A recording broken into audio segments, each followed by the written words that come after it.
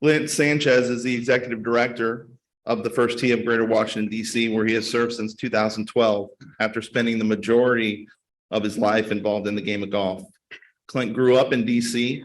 in Gaithersburg, Maryland, where he spent much of his time playing at Montgomery Village Golf Club.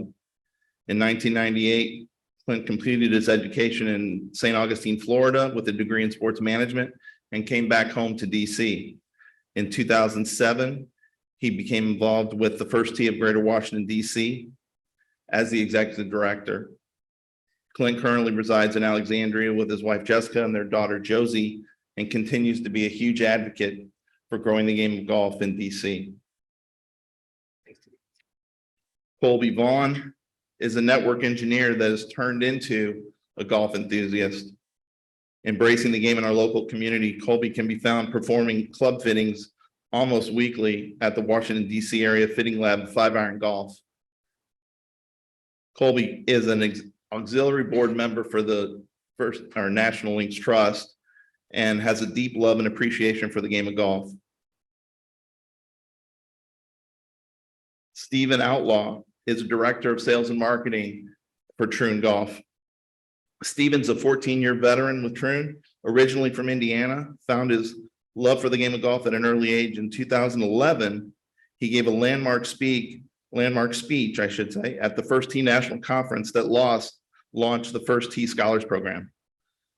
In 2012, he became a PGA member and has worked all over the country in Arizona, as well as Abu Dhabi and Malaysia internationally. Since 2019, Stephen has been a part of the PGA Lead program, where he provides mentorship and guidance to PGA members with diverse backgrounds. Stephen currently serves on the Southwest Board of Directors, chairing the Diversity, Equity, and Inclusion Committee, as well as concurrently serving on Troon Golf's Diversion and Equity Committee. Please welcome all these great people to the stage. Now for the fun part, where we get to talk about growing the game. I guess as a 25-year veteran of the PGA, and ever since I started in the PGA, we've been talking about growing the game and talking about how do we protect the future of the sport? How do we continue to get young people engaged? And it's something that is always a top priority, but I don't know that everybody is necessarily operating from the same definition of what is growing the game. And so I guess the first question for all you guys is, what is your definition for growing the game? Yeah, thanks, Tim. I would say it's really more people having access to the game in a year over year, whatever your time-bound manner is. When you look at your organization, you want to put time bound to your goals. So whether that's year over year or season over season, really more people having access to the game of golf, over a period of time. Stephen, what do you think? Yeah, I would say definitely it revolves kind of for me around kind of the 3 A's when we're growing the game. We're looking at access, affordability, and then nowadays, especially particularly attractiveness, right? Making the game attractive to beginners and those who are non-traditional in the sport, for sure. Kind of piggybacking off of what these guys say, yeah, just to make it a little bit more accessible, affordable.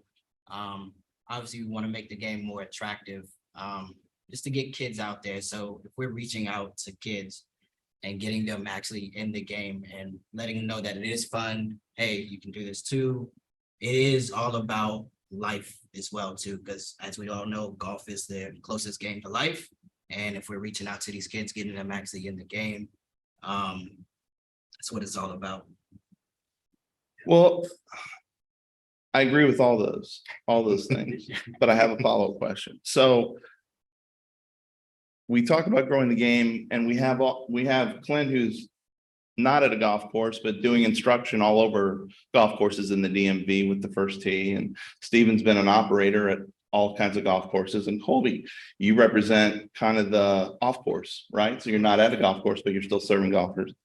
So we all, at different places, you guys all are exposing golf to new people. How do we convert someone that's exposed to golf into becoming a golfer? And then even more important than that, how do we retain them? Because obviously one thing that the pandemic taught us is obviously there was, because it was one of the few sports that was safe, there was a ton of people that came out and got involved or exposed or said, let me try this. I don't know if I'll like it, but I try it. But how do we get those people? How do we get people that have been exposed to the game to turn into golfers and then stay in the game? So first, point of clarification, I'm not an instructor. Well, I've known Tim for since that's 2012. true. He knows that. he But we manages. do have wonderful instructors for the first tee. I think that's where it really starts, is really having great coaches that are trained, that are able to impact the lives of kids. And it really starts with fun. I think making it fun. I think Colby, you said it earlier. Really making fun games, vibrant goals, moving the goalpost, making that hole instead of this big, to this big at first, and that. bigger and bigger. So I think that's really getting them into the game. I mean, with the first team, we're about so much more than golf. Golf is the vehicle with how we impact kids' lives, but it's really the life skills that we're teaching out there. And that's, yes, we want to create lifelong golfers, but we really want to have a positive impact too. So I would say really making the game fun, and then you'll retain them. You'll get them in, that'll help towards retaining them. And then I would also say within your programs, just create different opportunities, equitable opportunities, obviously, for kids to grow to the next level, to get to the next level. And if that means, helping them get some more professional instruction, some equipment, club fitting, those kinds of things, I think that's so important, and you'll help retain the kids that you have. Awesome. Stephen, what do you think? Yeah, I would definitely just go back to the constant theme of access. And over the last few years, obviously due to the pandemic and other issues, golf was on a dramatic increase, which was great for us as operators. But what we saw is that your new golfer groups, your beginners, what have you, got pushed down to the bottom of the tee sheet. So we as operators had to get creative in how can we create that extra access for them to get out on the course, take a liking to the game, and then obviously retain them. So we had to get creative, and some of our facilities we've gone to pay per hole, right? Giving you access to play a little later in the day, shorter courses, even shutting down our practice facilities and building mini golf courses on those practice facilities, just creative ways to get them into the game for maybe shorter periods of time where we can kind of hold their attention. And then from there, trying to infuse them into the club and get them back as a return guest to the game. So it's all about access. And then from there, making it more affordable at the same time. Golf, as we know, is very expensive. So any programs, there's a lot of pass holder programs you're seeing that come up at a lot of clubs around the world. And just creating that avenue where, hey, we got your interest now. We don't want you to get that sticker shock from the price you're seeing on tee times online and what have you. So here's another avenue to keep you in that game. As far as retaining, so we don't really have anything to do on the golf course side, but I know at 5-iron, when we get people that come in for lessons, even kids, obviously, we're a simulator business, so we do a lot of the lessons in the simulator. Once it gets to a point where they're actually, I guess, comfortable with hitting the ball, whatever like that, some of our coaches, we have a good relationship with a lot of the courses in the area. So some of our coaches will actually take the kids out, to the course pretty much. And then once they have that, that kind of gets them, hooked, because once you see the ball flight of a ball actually in the air, it's an addictive thing. So if we're keeping them in the game that way, just introducing them in the game, something that's not intimidating, by just pushing them out on the course. So we actually get them in the simulator, and then once it gets to a point, like I said, we kind of take them out to the course and kind of do it that way. So that kind of keeps them coming. Okay, great.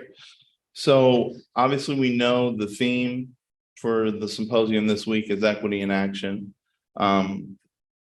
Before we get into that with regard to specifically growing the game, why don't we start with what do you guys feel like is that definition for you with regard to how it pertains to the industry in general or your specific business? I'd say it's really equity is really everybody having the same opportunity regardless of who they are. I think there was a really good discussion. Both panels were great yesterday, but I think in the second panel, they got into this a little bit. And I think the textbook definition might have been given for equity. I think it was the quality of being fair or impartial. And that just struck with me because I think about like our program, some of our kids in our program we've known for 5 or 10 years, and some of the kids in the program we've just met for the very first time. And it's hard to really treat each kid the same, but you have to try, especially as it relates to registration. I think back to our business, I think that's the thing. We do have open registration, which we're really proud of, but you really have to stick, the deadline is the deadline. It opens when it opens. So really being fair and impartial, I think is really good and important. Great, Steve. Yeah, I would just say it comes down to us just acknowledging that we all don't start at the same place in life, and there's barriers, there's inequalities that exist, and what we can do, the best we can do to remove those barriers is going to definitely provide that extra access, give everyone an equal opportunity to succeed. That is not only from participation standpoint, but then also when we look at diverse vendors and suppliers, different programs, events, etc. Just giving them the opportunity to have that seat at the table is paramount for sure. Yeah, just to make it pretty much for everybody. We don't want to leave any group out, whether you're Asian, white, black, whatever. We pretty much want you in the game because obviously the objective is to grow the game. So yeah. Okay, I'm gonna switch it up this time. Clint's gonna be going first every time. That's not fair. So with regard to programming, with regard to the different things that you're doing to try to incorporate equity, what challenges have you experienced? Colby, we'll start with you this time. So as far as challenges, I know in the 5-iron industry, is getting the kids there. I know Clint, we had a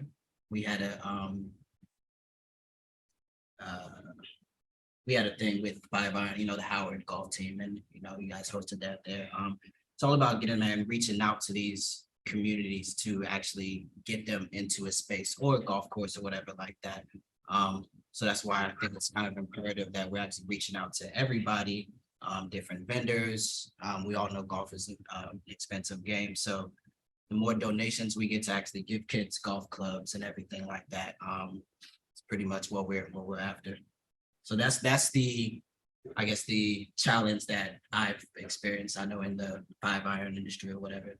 I would think transportation would be a challenge. Big time. That as well too. Just getting people to an off-course site. Stephen, what about you? Yeah, I'll come from a different scope of not just growing the game from participation levels, but growing the game also when we look at the amount of companies that are involved and what have you. One program we have, for example, at Troon is supplier diversification program, right? And that's where we intentionally are looking at bringing in diverse vendors, suppliers, and businesses into our family. And we have a method in which they can contact us and have a seat at the table with our head of procurement. But I guess the problems we run into is just at the end of the day, obviously we're trying to level that playing field and kind of give them that opportunity to have a seat at the table, but at the same time, the product has to speak for itself. It has to be something that will work for our company. But I think the thing that we're doing, which is great, that action, right, is giving them the opportunity. From there, it's the individual, it's the business, it's the vendor's responsibility to improve that product belongs there.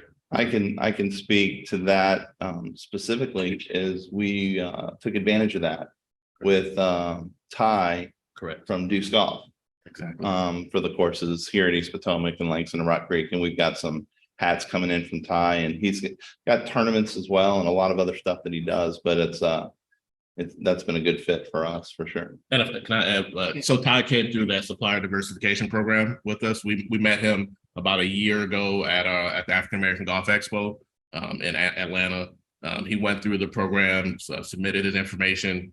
We vetted his company. trialed him at some of our clubs, and now he's one of our preferred vendors. So it's as simple as, like you said, it's giving him an opportunity, and now he's carried throughout a lot of our portfolio. So Yeah, I mean, there is challenges to that though, right? Because if Ty or anybody that's coming up with a company that's kind of new, they're going up against other preferred vendors like Titleist and Callaway that can, generate so much money, can offer all these discounts and things like that. It makes it tougher, but I think getting those companies, giving them a shot and getting them in to the shops is important from a product standpoint. Clint, what about you? Yeah, I would just add just a couple of things. I mentioned the open registration. Technology is a wonderful thing. I think, but it definitely can be a challenge. And I think when we're looking at opening registration, it's, I think always, it seems like at 10 a.m. on a Tuesday. And we'll send out a ton of emails to our database. And some of these are parents who have never been in the program before, and some are parents who've been in the program for 5 or 10 years. And it's 10 a.m. on a Tuesday. It's 10 a.m. on a Tuesday that registration opens. Well, some people have an advantage because they have more connected. They've got connectivity at work, or they have a job that really lets them be more flexible.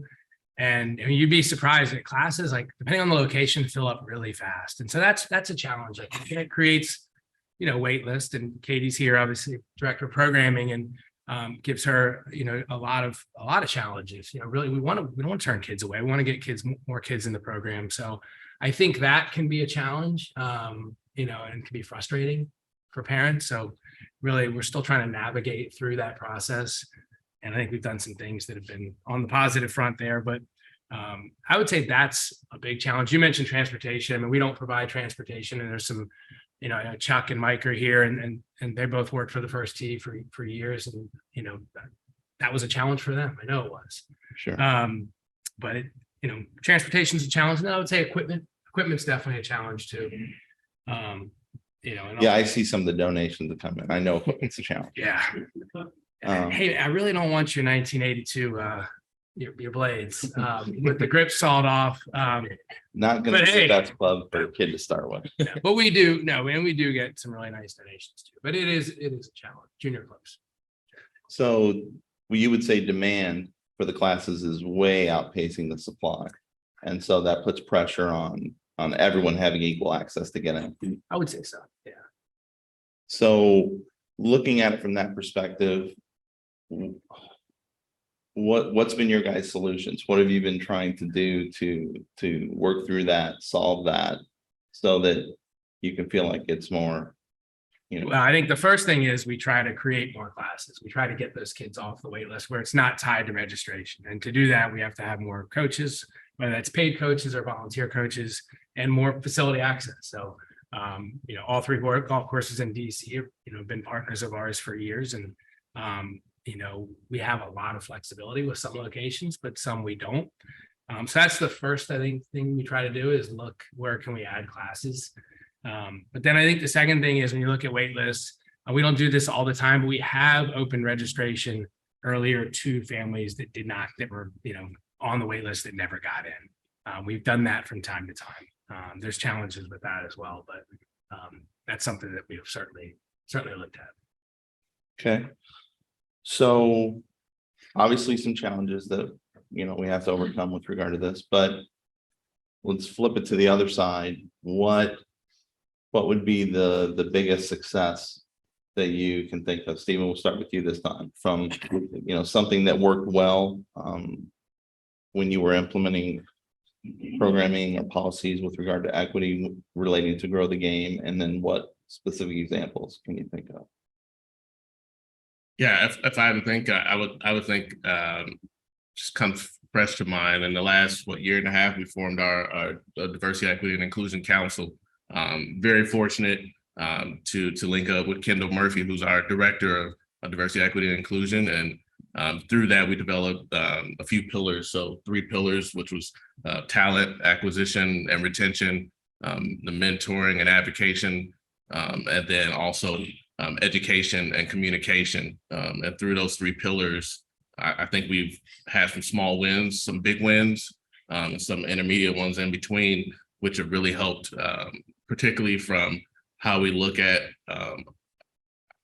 how we hire our workforce, how we develop our workforce, how we retain our workforce, because I look at growing the game as not just an influx of golfers into the game, but we have to be able to handle that influx of golfers and have the right people in place. I know growing up, I played golf at a lot of facilities where the head pro at the facility didn't look like me. So if I didn't have strong mentors in place, I probably wouldn't still be in the game, right? So I think it goes hand in hand, and we can continue to flood the game, but we have to be able to support it as well. So it goes into how we intentionally look at hiring applicants, keep them in the game, provide and take down all the barriers that are in place to sustain them as well, for sure. Colby, what about you? Any big successes that you can think of? So successes for me, obviously, I don't run 5-iron, just the club fit. You're not the top five, no. I wish, but we do get a lot of people from First Tee, from First Tee that come in and do club fittings. I've actually worked with Leo as well too. He's been sending me some people. So just getting kids into the proper clubs. So now they are hitting the ball straight. They are hitting it how they want to. And then that actually keeps them in the game as well. So that's been a big success for me. I've seen numerous of people that, kids that I've fitted, and then their parents tell, these people, and then they, their parents come in, and then, they bring their kids in. So that would actually kind of keeps people, I guess, coming and more into the game, keeping the kids more engaged, because if you're starting out and you're not great, it's discouraging. It's discouraging. You don't want to play anymore. So if we're actually getting clubs into these people's hands that actually fit them and actually helping their game, the more they will want to actually stay in it. And that's a big success for me. Absolutely. The more people can have success hitting the shots, either at the simulator, on the range, or on the course, the more likely they are to want to come back and keep doing it and keep playing. I know one of the things that we experience, and this kind of goes to what you said, Stephen, at our golf courses here, is we've had a mission here since I've been back, and even before then, was to make every effort to have our staff mirror our customers. We wanted to have people on staff in leadership positions that look like the customers that were coming in, and we wanted to have people that they could look at and see, oh, so I could be a food and beverage manager, I could be a golf manager, I could be a instructor. When they came to hit balls, when they came to play golf. And so I think that's something that every course hopefully is adopting now, but it's something that we've been doing for a while, and certainly it is helpful. So we've talked about challenges. We've talked about some successes that we've had. Are there any best management practices? Are there anything that we'd say, hey, this is something with regard to equity we absolutely need to do?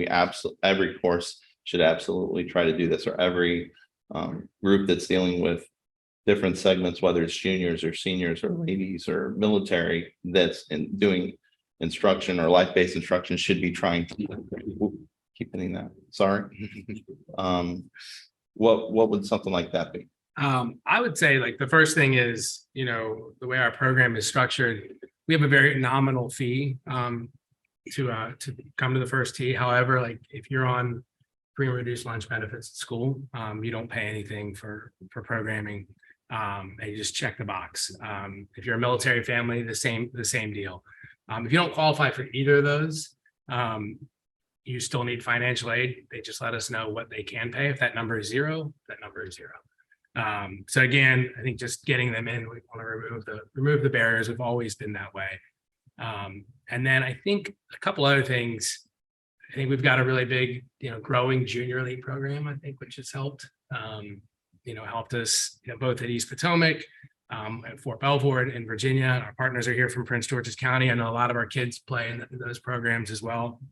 And I think from a management perspective, our coaches are pretty diverse. We want our kids to see coaches that they can relate to, obviously. So there's some grant funding out there we've actually applied for through the national office, the First Tee, that we can send coaches to training, diverse coach program, which has been really good for the First Tee. And we've done that as well, which I think has helped grow our coaching core. And then I think the other thing is just really budgeting money to provide opportunities for kids, for paying for junior events that they want to play in, for paying for their equipment from time to time. We definitely do that. I think that's definitely something that we, on a budgeted year to year, we're doing the budgeting process right now that we look at each year. Colby? What do you think? As far as, I guess, practices, kind of, like I said, piggybacking off of what Clint said, just getting more people in, I guess, leadership positions that actually look like us, because obviously, Langston is a historical Black, golf course, and it attracts a lot of Black golfers. So just getting people in roles that actually look like you said, look like the customers that we are, that we're servicing. Because it starts at the foundational level. That's pretty much the only business practices that I would actually have there. David, what do you think? I would go to we have a play Troon calendar, which we follow and heavily push with all our facilities. And the three that kind of come to mind for me is May is player development month for us. So we have quite a few initiatives that will matriculate down to our facilities. And then June's women's golf month. And then July is also Troon Family Golf Month. So Troon Family Golf is a big initiative for us where juniors play free after 3 with a paying adult. They can also take lessons with a paying adult for free, complimentary. So initiatives like that. And Troon Family Golf does not just run through the month of July. It runs concurrently all through all 12 months. And that coincides with our Troon Junior Club as well, which gives junior access for $35 to have, complimentary lessons, opportunities for equipment discounts with our partners such as Callaway and Nike and other things like that. But I think just kind of best practices like that help to kind of push. So, okay, what type of programming, like when you were at Wickenburg or you were at Troon North out in Arizona, obviously those are very busy, high-end, mid to high-end golf courses. Programming wise, what types of things were you guys able to do that was more driven toward breaking down those barriers of price and accessibility and letting everyone be able to go out and experience what Troon North is like?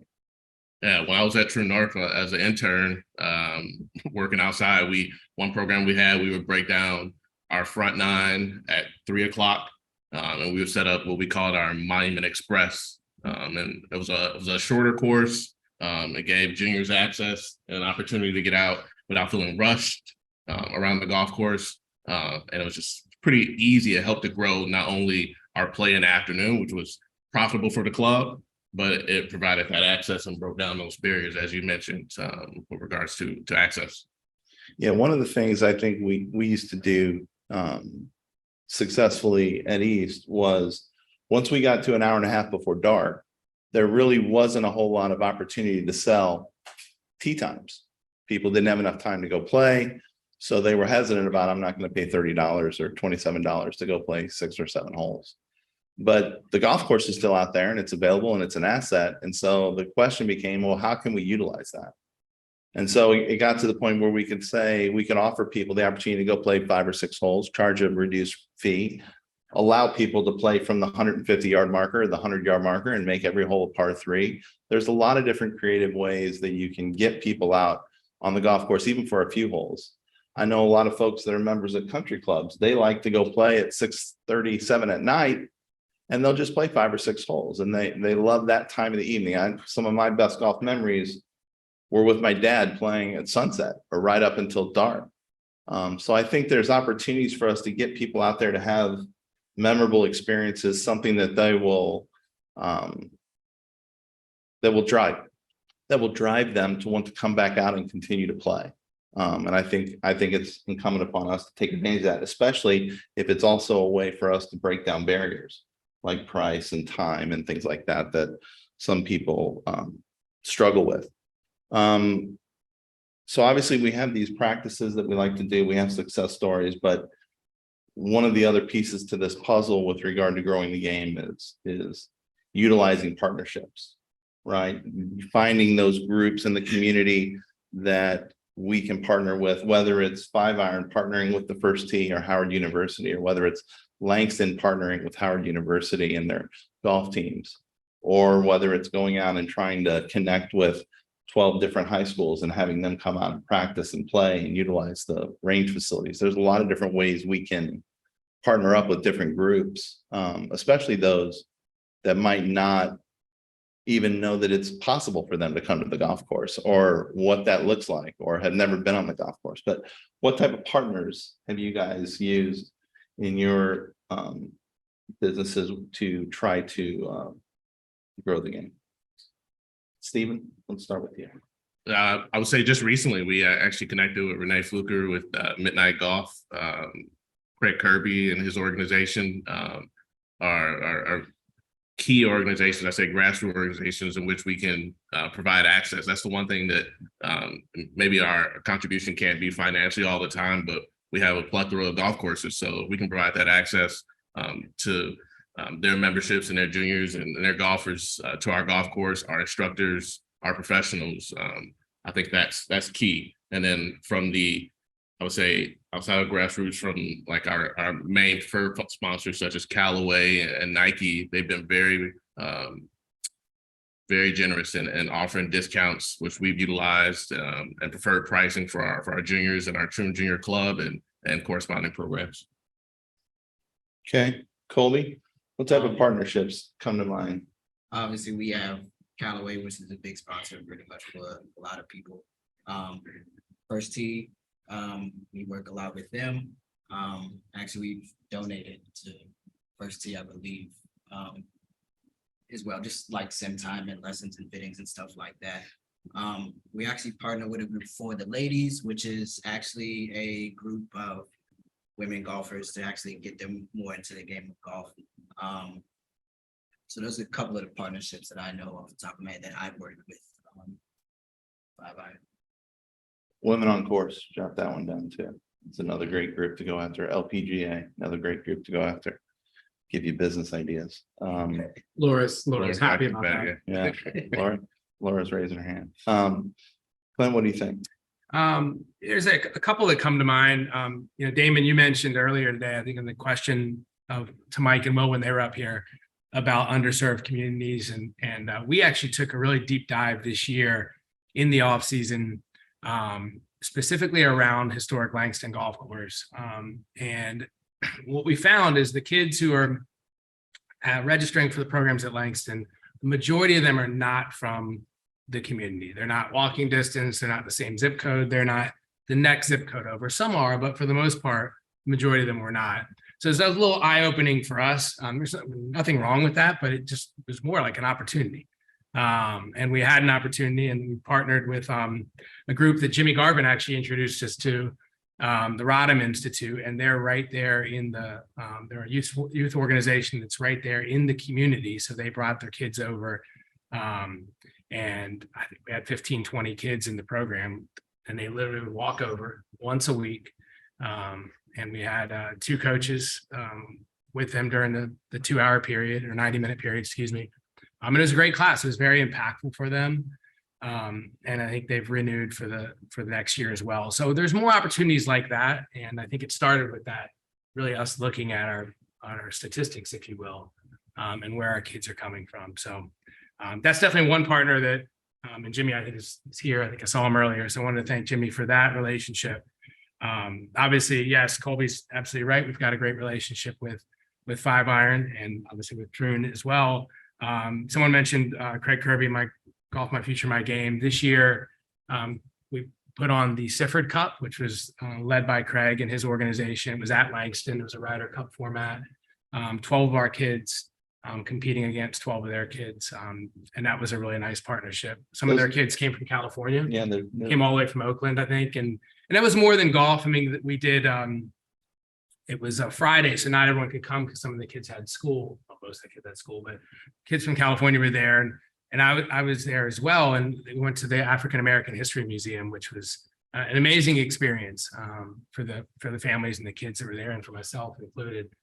So those kinds of partnerships I think are really important. One other partnership I'll mention is the Middle Atlantic Golf Association. We've got a great partnership with them. They run some higher end junior tournaments in the area. Hell, I played in these tournaments like 30 years ago, missed a lot of cuts in them. And I think Mike McCartan's brother won them all. But they're really good events, and they're at like country clubs. So like, the kids will get to play Bethesda or Chevy Chase or Bellhaven. So just really like, an important partnership of ours.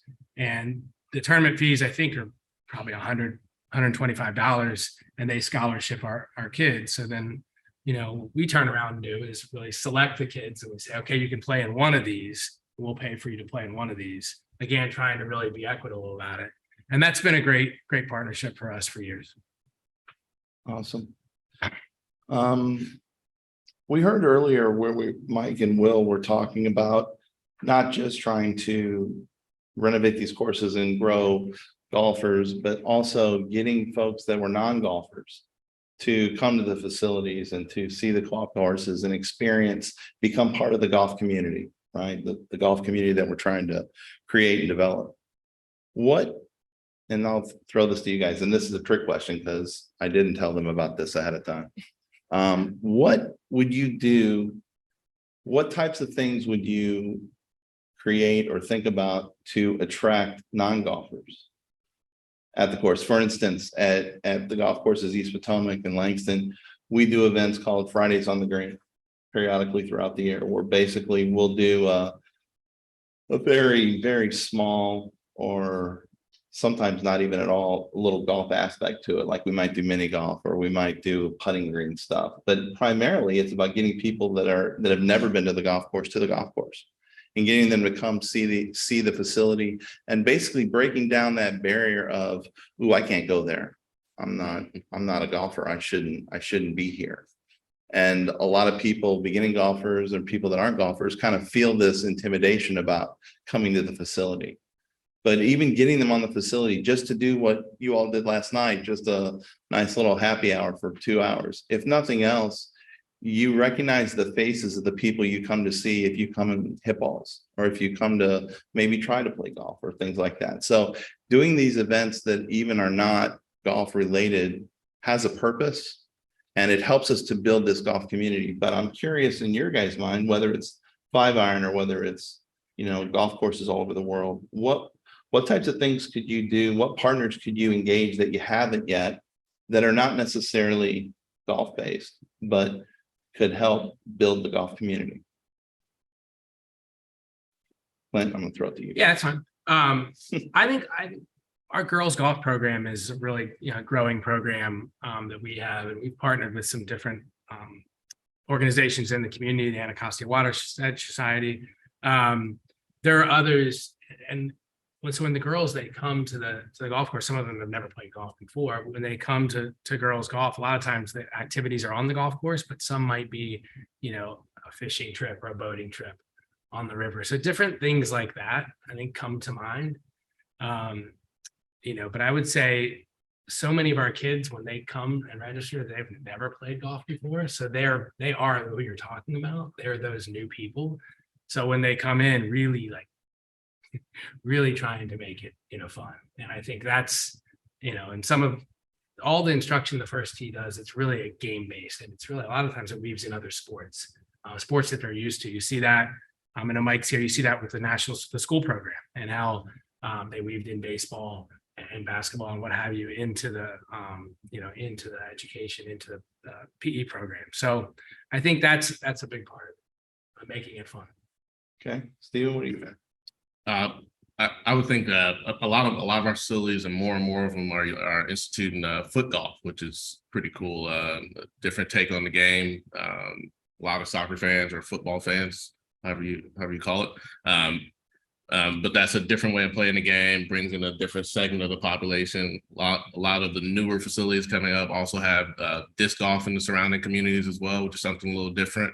And then a lot of the clubs are marketing themselves as not just a golf course, but a club, and instituting that entertainment aspect, bringing in the festivals on your golf courses and live bands and music, which brings in the non-traditional golfer, where you have them there, captive audience, and then you convert them to a golfer once they're there at the facility. So that's kind of thinking outside of the box. We market a lot of our restaurants as standalone restaurants, and so that the public knows that they can actually go to these restaurants. And then if we have the proper marketing in those facilities, then we can push some of our programs, right? Our beginner golf programs, our women's golf month, or Troon Family Golf, and from there we can convert them. So sure.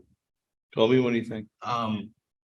So from a indoor facility aspect, obviously it's just about getting people there. The actual idea of you being able to play 18 holes in like an hour, and then you could also have a drink, or you could also, eat or whatever like that, is very appealing to somebody who might not have time, to go out and play a full 18 or even a 9 or so to speak like that. Also actually getting in their ear, maybe not. So we'll kind of switch it more to the adults who don't play golf or who want to get into it. Just actually letting them, because how I got into it really, obviously, I'm a network engineer by trade. Used to get a whole bunch of emails saying, hey, come to this golf event, come to this golf outing. And at the time I did not know how to play golf. So I learned and then got my promotion through that. So just letting people know that, hey, you can get into this game. You might miss out on your promotion. You might miss out on your business deal, because most deals are actually done on the course and in the kitchen. So just letting people know that, hey, you can get into this game. It's not intimidating. Maybe you can start here and then we can kind of push you towards the actual course that way. But yeah, just letting them know that this isn't, there's a lot of opportunities and places that this game could actually take you. So just making them aware of that. No, that's a huge point. I know all the years that we taught Get Golf Ready and beginning golf programs, one of the biggest reasons I would always ask people when I get a group of 6 together, what are you looking to get out of the class? Why take this class? And overwhelmingly, I was told by people, I need to do this for work. I don't want to miss out on the golf tournament. My boss is inviting all 4 of us, and I'm the only one that doesn't know how to play. And so I'm missing out on opportunities. And so that was a huge, huge reason. So I'm sure that's huge. The other barrier I think it's interesting that you're breaking down is sometimes if you go to 5-iron, you can have a group of 8 people. Yep. You can't do that on the golf course. If you have 5 or 6 friends and y'all want to go play together as a group and y'all want to sit and harass each other and watch each other play, you can do that at 5-iron. That's something you can't do necessarily at a golf course. So that's a different opportunity, maybe a different way to market that kind of stuff. Let's talk for a second about numbers and stats. What type of any type of, I'll go through kind of some of the East Potomac stats, but any type of numbers or stats that you guys have with regard to places you've been, Stephen, or with regard to numbers of kids that have gone through the program, not just in DC, Clint, but the whole DMV, which I know is a ton of kids and a lot of different programs, but any type of numbers that you guys got that would be impactful or interesting? Yeah, I mean, I would say the first thing is, so the first tee rates all the chapters. It used to be called Zone. Remember Zone, Mike? And Chuck, I remember that they were Zone. Now it's benchmarking. And so they really do look at things like the number of kids in the program year to year, how many kids are you retaining, how many girls are in your program, how many teenagers are in your program. So those 4 just come to mind. And the diversity of your program. I mean, we're blessed to have a very diverse area here. Our kids are, our service area is right here in DC. It's Prince George's County, it's Montgomery County, and it's Northern Virginia. So it's the greater Washington, DC area. And over 70% of our kids are diverse backgrounds and non-Caucasian. So that's one thing that definitely stands out. It's risen, I think, the last 2 years, about 5%. Similarly, the girls, I think we're over, just under 40%, girls in the program. I think the junior golf average is less than a quarter. I think it's maybe 25%. So really proud of that number, and something that we're always trying to make, to reach that number and get it a little bit higher. Again, creating different fun programs, I think, for girls. And then I think, teenagers is an area that we're certainly gotten better in, but it hovers around the high 20s, I think. As kids get older, they get 13, 14 years old, they're able to make the decisions of what sports they want to play in. And I think those are the three areas I think we would focus on number wise. Stephen, what do you think? I don't have any exact statistics, but what I would say is over the last 3 years, the largest segments, growing segments in the game have been women, people of color, and juniors, particularly due to cool programs such as like Underrated Golf, Steph Curry's, and like we said, Night Golf with Renee Fluker, and things such as that. Off the facility kind of programs such as Top Tracer and things like that are making it more attractive. So it's exciting to see the game has a bright future. PGA of America's 100% behind that with PGA Reach and associated programs. So it's exciting to see what's coming through the pipeline, and can't wait to see what the future looks like. So, Colby? I don't have any stats either, but I can say that I do play a lot of golf, almost every day. So I actually see the change out on the course in kids and women and African Americans, Asians. I see it. So where the game is going is actually pretty cool. And I will say, I was at East Potomac and this kind of warmed my heart. It was a group of African Americans. They had on hoodies, backwards hat, and they were just out having a good time. Like no actual, hey, you can't do this, you can't do that, you're wearing this, that. So I was like, if that is gonna be the future of the game, then we're in a good place. Yeah, I think it probably shouldn't, but it does feel different since I got back in 2020 from when I left in 2015. It is definitely moving in the right direction, I guess is the best way to say it. But just some quick numbers from East Potomac. 2021, 5,881 private lessons taught at East Potomac. When it comes to group classes, over 102 group classes taught, over 949 group class students. And of those, 68% are women. So that's a good percentage.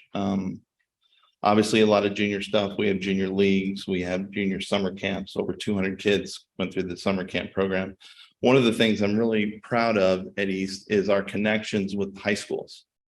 And not just East, but also at Langston. We did the DC high school state championship this year at Langston this year, and they had, I want to say, 4 or 5, maybe 6 schools compete in that this year.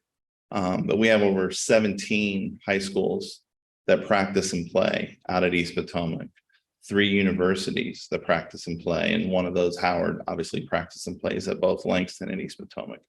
But all of those, and having people come out and seeing the kids get off the team bus and go practice or go hit balls or go play is a really good thing, I think, for regular golfers to see that the youth are interested and that they're continuing to play. I think that's definitely a good thing.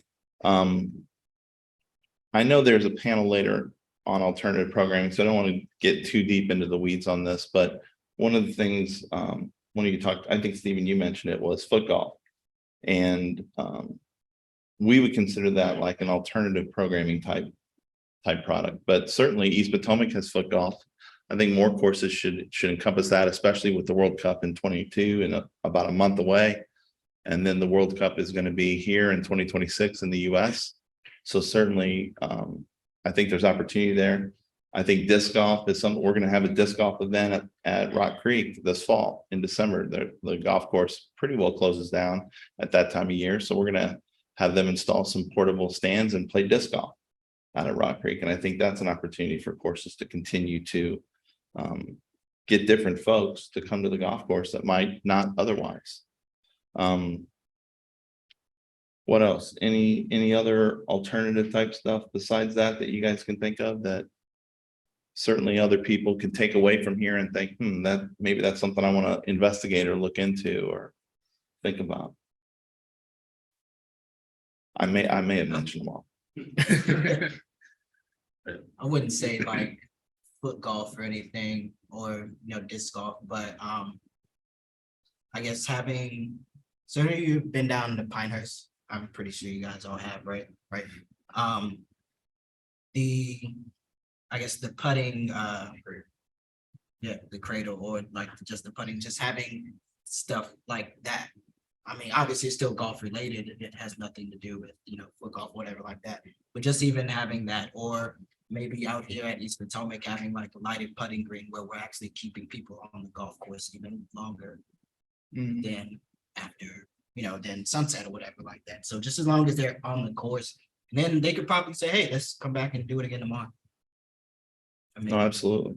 I think if Mike and Will aren't here, they're probably over at East Potomac right now looking at how to get a Himalayan putting green over there. we should tell them to put lights on the red course. We have. So, but what about these other off-course facilities? It seems to me like there's a lot of off-course facilities besides 5-iron, but some that are just putting, like the puttery and places like that. Like what type of impact do you guys see those types of places having with regard to exposure? I know a lot of people say, oh, I'll go play mini golf with my friends, but I'm not going to go try to swing that club and hit on the golf course. So I mean, I think with those putting facility, whatever, they're more geared towards adults, which is not a bad thing, but kids can't go out to those places and say, hey, let's go putt indoors or whatever like that. So Is that how all of them are? for the I mean, I most haven't part, been to yeah. all of So puttery, and I think it's swingers. Yeah, it's all an adults type thing. So we can get something like that where kids can actually come. Then I think that would be a little bit more inclusive. Well, Sinclair, that's good news for our mini golf renovation. These people won't let kids play. That's good news for us, but I think the AM putting tour you guys had at here, Langston, East Potomac, probably 2 months ago. yeah, And, I talked to those guys kind of late in the game, but they were here all day.